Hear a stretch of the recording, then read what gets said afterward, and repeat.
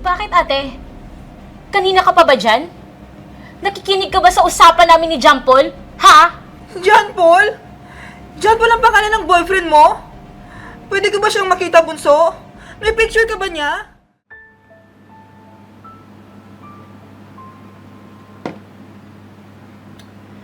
Anong oras na Bakit wala pa si bunso? Sana naman kayo nagpunta yun? Oh, ate, ba't gising ka pa? Halika nga muna dito, bunso.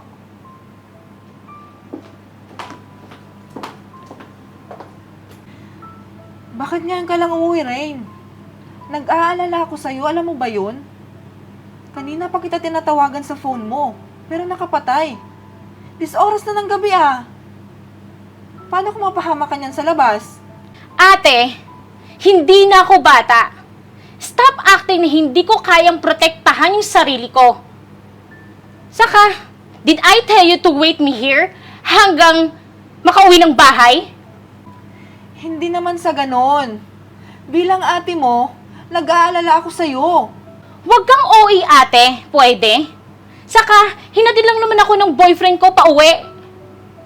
Kaya safe ako, okay? Boyfriend?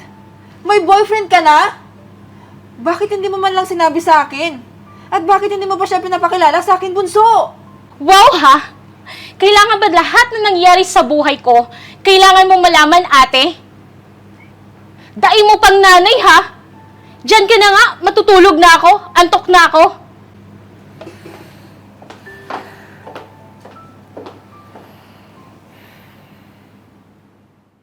Oh, babe. Kanino ko pa napapansin? Parang matamlay ka. May problema ba?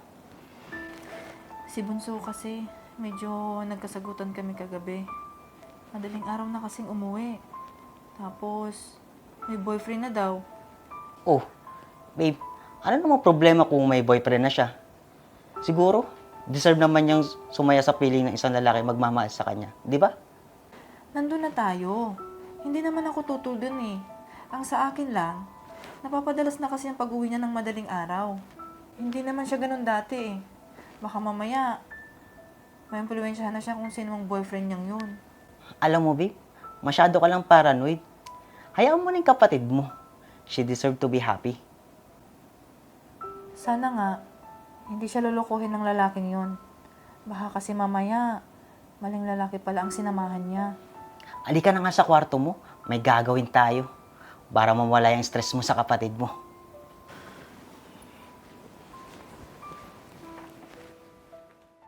John Paul, kailan ka ba pupunta dito sa bahay? Na makilala ka naman ng ate ko. Para hindi na niya ako laging binubungangaan. Alam mo namang busy ako lagi sa trabaho, di ba? Don't worry. Darating rin tayo dyan.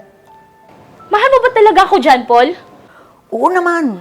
Mahal kita. Kaya, hindi mo na kailangan itanong sa akin yan. Kung mahal mo talaga ako, patunayan mo. Hindi puro lang salita. Bunso, pakiulit mo nga yung pangalan ng boyfriend mo? Bakit ate? Kanina ka pa ba dyan? Nakikinig ka ba sa usapan namin ni John Paul? Ha? John Paul? John Paul ang pangalan ng boyfriend mo? Pwede ko ba siyang makita, bunso? May picture ka ba niya? Tahi ka nga. Ba't atat na atat ka na malaman mo kung sino yung boyfriend ko, ha? Bunso, please! Gusto ko lang makita kung sino siya. Ayan siya. Di ba, Pogi? Ano? Happy? Siya ang sinasabi mong boyfriend? Sigurado ka? Oo. Alam nga naman gumawa ko ng kwento. Bunso, huwag kang mabibigla. Siya din kasi yung boyfriend ko. Hayop na lalaking yun. Pinagsabay niya tayong magkapatid. Sigurado ka, ate? Baka gawa-gawa mo lang yun. Hindi. Nagsasabi ako ng totoo. Ano? Naniniwala ka na sa akin? Napakahayop pa yung lalaking yun. Lagot siya sa akin. Bunso, may naisip ako. Akong bahala. Gaganti tayo sa lalaking yun.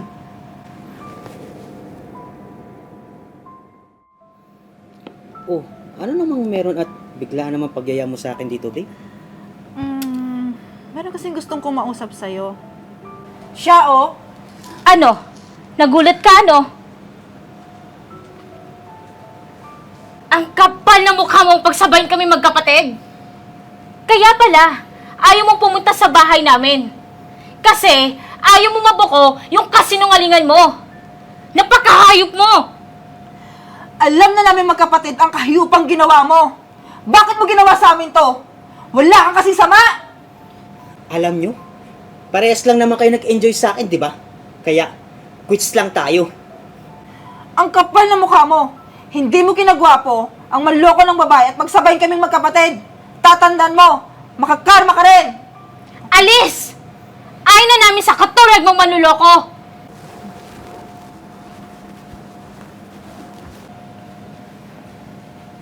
Ate, sorry ah. Hindi kasi ako nakikinig sa'yo nung una pa lang.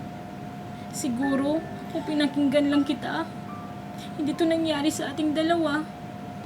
Ano ka ba, bunso? Huwag mo nang sisihin ang sarili mo. Ang mahalaga, nalaman na natin ang kahayupan ng John Paul na yon. Basta, lagi mong tatandaan, nandito lang ako na ate mo. Mahal na mahal kita. Salamat ate. Mahal na mahal din kita.